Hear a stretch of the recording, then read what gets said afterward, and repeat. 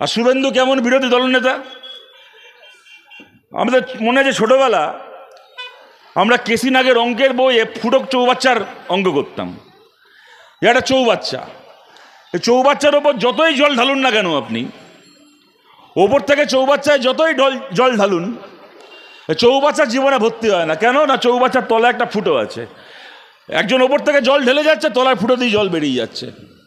সেরকম শুভেন্দু হয়েছে একখানা ফুটো চৌবাচ্চা, ফুটো চৌবাচ্চার নেতা। ওপরে আবার দাঁড়িয়ে, মঞ্চে দাঁড়িয়ে এখন বলে, যারা বামপন্থী লোকজন আছেন, সিপিএমের সমর্থক আছেন, সবাই আমাদের দলে চলে আসুন, বিজেপিকে সমর্থন করুন। যদি আমাদের ভোট বাড়ে, আমাদেরকে সমর্থন করেন, তাহলে আমরা তৃণমূলকে হারিয়ে দেব। আর সে এমন ফুটো চৌবাচ্চা, ওপর থেকে কি ওর দলের লোক ঢুকবে, ওর চৌবাচ্চার তলায় ফুটো আছে, সেই ফুটো দিয়ে কখনো তাপসী মণ্ডল বেরিয়ে যায়, কখনো এ বেরিয়ে যায়, কখনো সে বেরিয়ে যায়। ৭৭টা এমএলএ নিয়ে শুরু করেছিল, এখন বোধহয় ৫৫টা এমএলএ পড়ে আছে। সামনের বিধানসভা ভোট আসতে আসতে বোধহয় ২০টা এমএলএ হাতে থাকবে না। ফুটো চৌবাচ্চার নেতা শুভেন্দু, সে নাকি পশ্চিমবাংলায় পরিবর্তন আনবে। এরা আমাদেরকে দেশপ্রেম শেখাবে, এরা আমাদেরকে রাজনীতি শেখাবে।